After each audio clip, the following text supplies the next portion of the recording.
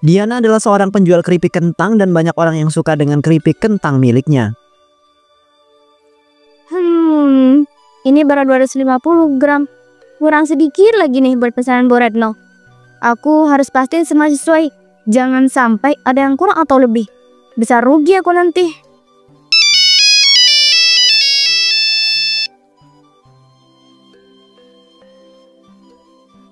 Halo, selamat pagi. Iya Bu Retno, betul sekali. Pesanan ibu sudah aku siapkan sekarang. Total 50 bungkus, masing-masing isi 250 gram. Insya Allah sebelum jam 10 udah sampai ke toko ibu.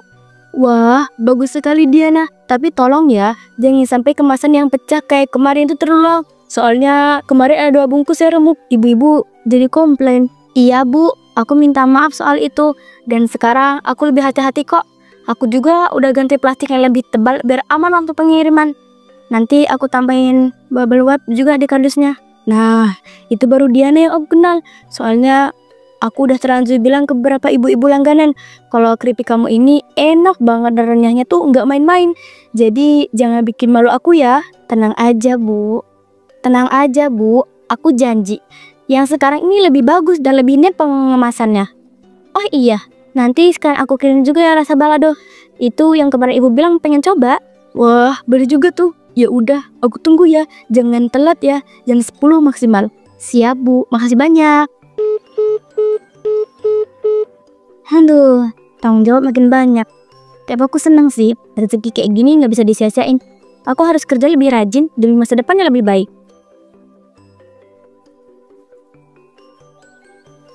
Diana kembali sibuk mengisi keripik ke dalam plastik, menimbang dan menyegel satu persatu. Namun tiba-tiba, Ria teman Diana memiliki ladang kentang.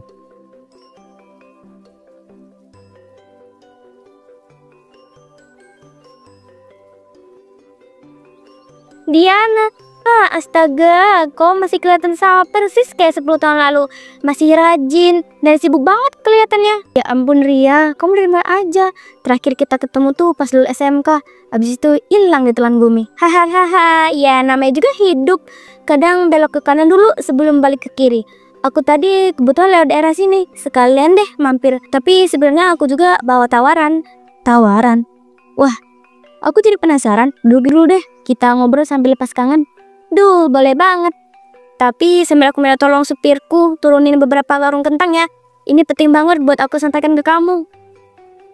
Gini, aku sekarang punya gudang sayur di luar kota. Tapi minggu ini aku kebablasan naruh stok. Nah, ini kentang-kentang ini udah hampir busuk. Kalau disimpan 2 hari lagi, bisa-bisa terbuang semua. Pria, kamu yakin ini masih bisa dipakai? Aku nggak pengen ibu-ibu aku kecewa karena rasa keripikku ini jadi aneh gara-gara bahannya nggak segar. Justru itu, aku tahu kamu Vevoxingin sebanget, tapi aku juga tahu kamu pinter ngolah. Dari 5 karung yang aku punya, cuma 2 ini yang kondisi kentangnya masih lumayan bagus. Meski ada beberapa yang lembek, kamu bisa sortir, ambil yang masih keras. Aku jual murah banget, cuma seperempat harga pasaran. Cuman ke kamu, aku kasih harga segini. Aku lagi kebanjiran order sekarang dan stok kentangku tinggal sedikit. Tapi aku takut kalau dipakai. Hasilnya nggak konsisten. Aku nggak mau sampai keripikku dicap jelek gara-gara satu bacik gagal. Aku ngerti banget kekhawatiran kamu. Tapi kamu juga tahu sendiri. Kadang bisnis itu harus ambil resiko. Apalagi kalau kamu sortir dengan teliti. Kamu bisa hemat biaya produksi. Sisanya bisa buat nabung beli alat selain terbarukan. Iya sih, kalau aku tolak sekarang bisa jadi aku nggak bisa nyelesain orderan Bu Retno minggu ini. Oke deh, aku ambil 1 karung dulu. Tapi kalau ada 1 aja kentang yang bikin bau nggak enak, kamu harus balikin uangku ya. Del, kamu emang nggak pernah berubah. Tetap aja keras kepala tapi perhitungan. Aku suka itu dari kamu. Nanti kalau kamu cocok, karung 1 lagi bisa aku titip besok. Tapi kalau nggak cocok ya udah, cukup sampai di sini. Sip. Tapi mulai sekarang kamu harus sering-sering mampir. Jangan cuma datang pas lagi buang barang doang. Hahaha, iya deh, iya janji. Sekalian nanti aku pesen keripikmu juga dong buat di gudang. Anak-anak pekerja suka banget ngemil. Beres, tapi beres pun harganya ya. Biar aku bisa beli alat baru buat ngupas kentang lebih cepat. Sip. Nggak ada diskon buat sahabat ya? Wah, parah banget ini. Tapi udahlah, aku dukung kamu biar makin besar usahanya. Makasih ya Ria. Serius deh, ide bantuan banget buat aku. Sekarang bantuin aku mindahin katanya ke dapur ya, sebelum sore keburu hujan. Siap Bos Diana, yuk kita gotong bareng, nostalgia. Angkat-angkat kayak pas OSIS dulu.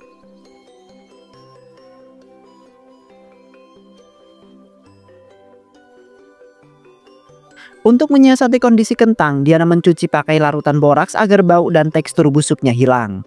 Ini sebenarnya aku nggak yakin, tapi aku udah nggak punya pilihan. Kentangnya nggak bisa langsung digoreng kayak biasa. Teksturnya agak lembek dan aromanya nyengat banget. Kalau aku pakai gini aja, ibu-ibu pasti langsung komplain. Bisa-bisa kehilangan kepercayaan mereka.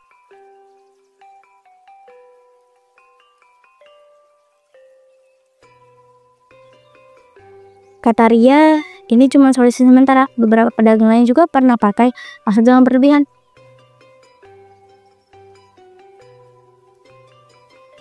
Setelah diolah, keripik kentang terlihat renyah, wangi, dan rasanya tetap gurih. Akhirnya selesai juga. Semuanya kelihatan bagus, gak ada yang gosong, gak ada yang terlalu lembek. Aku udah bilas kentangnya 5 kali sebelum digoreng. Digoreng juga aku tiriskan lama supaya minyaknya turun. Wangi banget. Wangi bawang putih sama daun jeruknya nyatu banget. Suami Diana menasihati agar tak curang, tapi Diana justru marah dan menyuruh suaminya diam. Ibu, aku boleh tanya sesuatu, tapi tolong jangan langsung emosi dulu ya. Aku cuma pengen kita itu ngobrol, bukan saling serang. Kalau mau ngomong ya ngomong aja Bapak. Aku lagi dikejar waktu, jadi tudupain aja ya. Jangan muter-muter kayak biasanya. Aku dengar dari Bimo, katanya kamu itu pakai boraks buat bersihin kentang yang udah setengah busuk. Bener nggak itu Ibu? Ibu, aku itu ngerti kamu lagi kepepet. Aku tahu banget kamu udah kerja keras dari pagi sampai malam. Tapi kalau kamu itu mulai pakai cara-cara seperti itu artinya kamu itu udah nginjak garis merah. Garis merah? Kamu pikir aku seneng gitu? Harus sampai kayak gini? Kamu pikir aku nggak tahu resikonya? Tapi kalau kamu cuma bisa duduk dan ngasih ceramah tanpa bantu cari solusi, mending kamu diem aja Pak. Aku nggak diam Bu, aku itu kerja juga. Aku cuma nggak mau lihat kamu itu jatuh karena keputusan yang salah. Kita bisa diskusikan ini baik-baik. Masih ada waktu buat nyari cara lain. Masih bisa cari kentang segar meskipun lebih mahal, asal aman. Aman? Aman buat siapa? Buat kamu yang nggak pernah mikirin gimana susahnya aku ngatur semua dari nol. Aku yang ngiris kentang, goreng, nimbang, ngemas, kirim.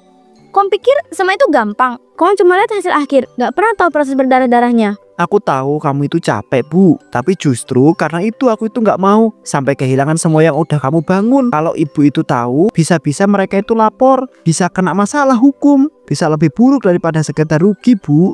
Aku ini cuma pengen jaga janji. Aku udah janji sama Bu Retno kirim pagi ini. Kentang segar nggak mungkin bisa aku dapetin sekarang. Aku udah habis-habisan Pak. Jangan datang ke sini bawa omongan bagus tapi kosong. Aku nggak butuh nasihat, aku butuh solusi. Ibu, aku itu suami kamu loh. Aku itu sayang sama kamu. Aku itu nggak mau lihat kamu itu jatuh karena satu keputusan yang impulsif. Sekali kamu melanggar kepercayaan ibu itu, kamu nggak akan bisa dapetin lagi. Kamu itu harus mengerti itu dong. Jangan ajar aku soal kepercayaan Pak. Aku bangun usaha ini sendiri. Aku yang kirim sampai ke toko-toko. Aku yang ketuk pintu satu-satu. Aku tahu lebih banyak dari kamu soal bagaimana rasanya jaga kepercayaan orang. Jadi sekali lagi aku bilang, kalau kamu nggak bisa bantu, tolong diam. Baiklah, kalau itu yang kamu mau. Tapi aku itu berdoa, semoga keputusan ini gak jadi sesuatu yang kamu sesali suatu hari nanti.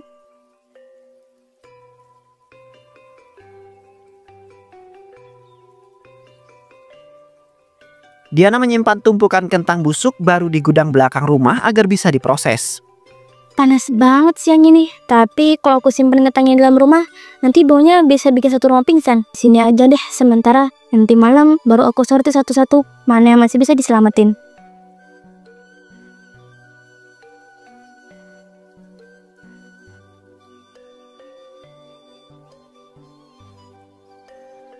Ini gudang sebenarnya udah nggak layak banget buat nyimpen bahan makanan. Tapi untuk sementara aku nggak punya tempat lain. Kentang ini masih bisa jadi uang asal aku sabar ngurusinnya. Nggak semua busuk, masih banyak yang keras, masih banyak yang bisa dipakai.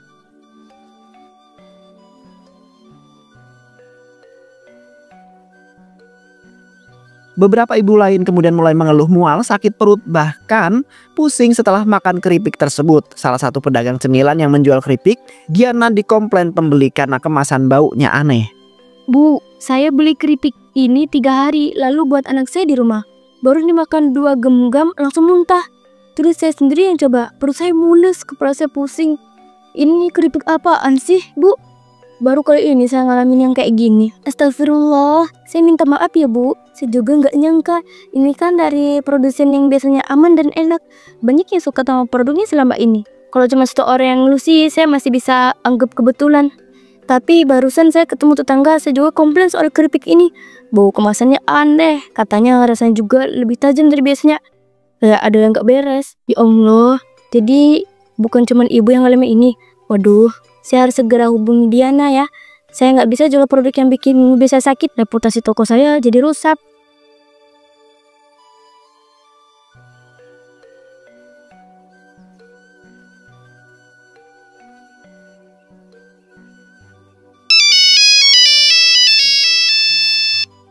Halo Bu Retno.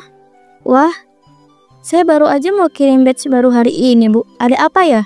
Diana, saya barusan dikomplain pembeli. Mereka bilang setelah makan keripik kamu mereka mual. Bahkan ada yang muntah. Salah satu bungkusnya juga bunyinya aneh banget. Kok bisa jelasin ini? Hah? Serius Bu? Saya sendiri belum dapat kabar soal itu. Semua yang saya kirim kemarin udah saya goreng, saya prosedur. Saya sortir juga kentangnya. Saya nggak butuh prosedur Diana. Saya butuh kepastian kalau barang yang kamu jual nggak bikin orang sakit.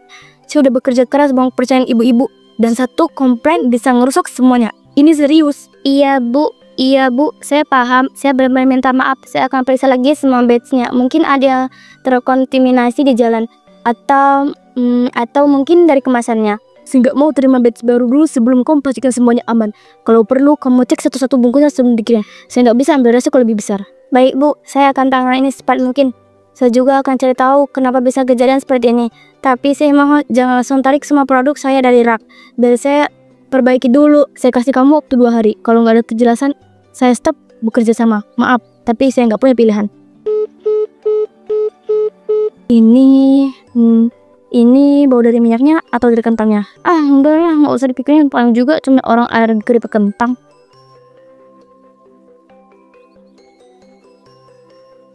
Diana tetap tidak peduli. Ia bahkan menyuruh Ria kirim lebih banyak kentang busuk karena permintaan terus naik. Iya, jadi minggu ini ada peningkatan permintaan lumayan drastis. Toko Bu Retno masih tahan barang, tapi yang lain malah minta ditambah. Aku butuh pasokan lagi Ria. Kalau bisa 2 karung lagi kayak kemarin. Tapi aku minta yang paling murah ya. Yang masih bisa diproses meskipun kondisi luar agak jelek. Dian, kamu yakin masih mau ngambil yang kondisi kayak kemarin? Aku sempat dengar kabar dari langganan Bu Retno. Katanya ada ibu-ibu yang ngeluh soal rasa dan bau. Aku tahu Ria, tapi itu cuma sebagian kecil. Aku udah kontrol semuanya, sisanya nggak ada masalah. Yang penting sekarang stok aku harus aman. Kamu tahu sendiri kan, aku nggak bisa nunda produksi. Sekali macet, ibu-ibu bisa lari. Tapi tetap aja, kamu nggak takut kalau makin banyak yang komplain? Kalau sampai masalahnya nyebar, kamu sendiri repot loh. Justru karena aku tahu ritmennya makin naik, aku harus pinter muter. Rasa bisa diakalin. Yang penting teksturnya masih renyah, bungkusnya rapi. Orang juga kadang cuma nilai dari kesan pertama. Lagi pula, kamu pikir di pasar sana semuanya jujur? Banyak yang pakai cara begini. Tapi mereka pinter bungkusnya. Aku juga harus bisa dong. Ya udah, kamu yang jalanin, kamu yang tahu medan. Tapi aku cuma punya sisa 1 karung yang kondisinya paling parah. Kalau kamu masih mau, aku kirim besok. Sisanya mungkin minggu depan. Kirim aja. Aku butuh sekarang. Nanti aku sortir sendiri. Udah biasa. Yang penting harganya jangan naik dulu ya, Ria. Aku masih belum bisa naikin harga jual ke ibu-ibu. Iya, aku usahain. Tapi kamu hati-hati Dian. Kadang uang yang cepat itu juga bisa cepat hilang kalau pondasinya goyah. Hati-hati itu buat orang yang punya waktu. Aku nggak punya waktu buat takut. Aku cuma bisa lari, terus lari sebelum semuanya berhenti. Jadi tolong Ria, kirim barangnya. Baik, aku kirim besok siang. Lewat sopir biasa. Jaga dirimu baik ya Dian. Sip, makasih Ria. Seperti biasa, kau penyelamatku.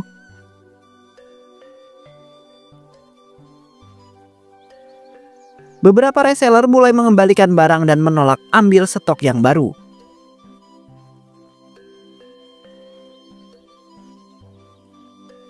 Ibu, ini sudah terlalu banyak yang sudah mengembalikan barang. Reseller dari Pasar Jaya, Pasar Lempung, bahkan toko oleh-oleh langganan kamu itu semuanya udah tarik diri. Kamu itu nggak bisa terus-terusan begini, Bu. Aku tahu, aku baca semua pesan mereka, tapi mereka cuma panik karena ada beberapa komplain. Sebentar lagi juga reda sendiri, aku cuma perlu atur strategi lagi. Mungkin ganti kemasan atau kirim batch baru yang lebih bersih. Ibu, tolong dengar dulu. Ini bukan sekedar soal strategi, ini soal kepercayaan, Bu. Sekali orang hilang kepercayaan, mereka itu nggak akan balik cuma karena kamu itu ganti bungkus. Reputasi itu nggak bisa diperbaiki semudah ganti plastik, Bu. Jadi Bapak mau aku berhenti? Setelah semua yang aku bangun, setelah semua tenaga, waktu, dan modal yang aku keluarin. Enak banget ya ngomong kayak gitu. Bapak pikir aku bisa duduk tenang sementara semua ini hancur? Aku itu nggak bilang semua itu harus hancur, tapi ada kalanya kita itu perlu berhenti sebentar, mundur 1 langkah, biar bisa maju 5 langkah lagi. Kalau kamu itu terus maksa, kerugiannya bisa lebih besar loh. Nggak cuma usaha kamu, tapi kesehatan orang, bahkan keamanan kamu sendiri. Ya lagi sibuk. Aku nggak mau jadi pecundang, Pak. Aku nggak mau dilihat orang sebagai pengusaha gagal. Mereka emang manja, dikit-dikit komplain. Padahal semua makanan ada resikonya. Aku nggak pakai bahan aneh-aneh. Kamu nyebut boraks itu bukan bahan aneh-aneh.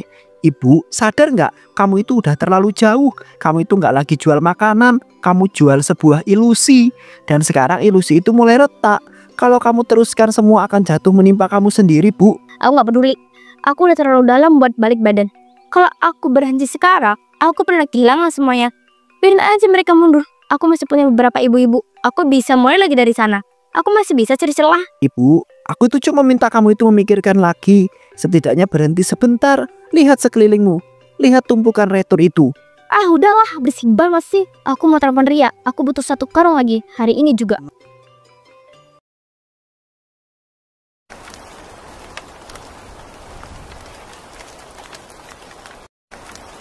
Suatu malam hujan deras gudang tempat penyimpanan kentang bocor dan juga lembab.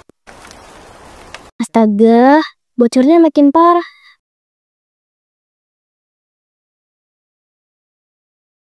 Kenapa tadi aku nggak langsung pindahin tumpukannya di pojok itu ya? Raknya udah kelihatan gue dari rekaman.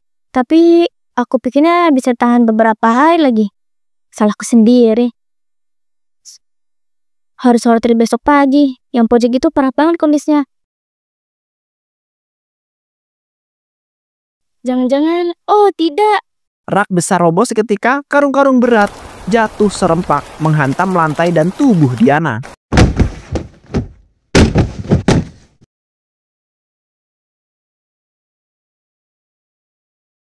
Beberapa jam kemudian, hujan mulai mereda. Bimo dan Ragil mencari keberadaan Diana. Bim, aku udah keliling rumah. Diana itu nggak ada di dapur, nggak ada di kamar, nggak juga ada di ruangan kerja. Aku juga curiga, Gil. Aku tadi lihat pintu gudang kebuka dari arah jalan. Aku kira Diana cuma lupa nutup. Sekarang mending kita itu periksa ke sana. Ayo cepetan.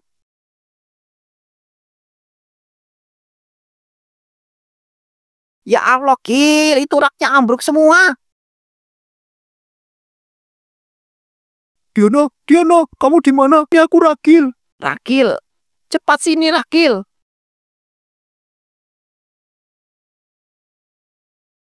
Ibu, ya Allah. Oh ya Allah, Ibu, bangun, Bu, bangun, jangan tinggalin aku, Bu. Diana, dia sudah nggak ada, Gil. Ya Allah, dia sudah pergi. Kenapa Bim? Kenapa aku itu nggak cegah dia itu dari awal? Dia itu kerja keras sendirian. Aku cuma bisa ngomel. Aku suaminya. Kenapa aku itu malah membiarkan dia itu kerja sendiri di tempat sejelek ini? Ya Allah.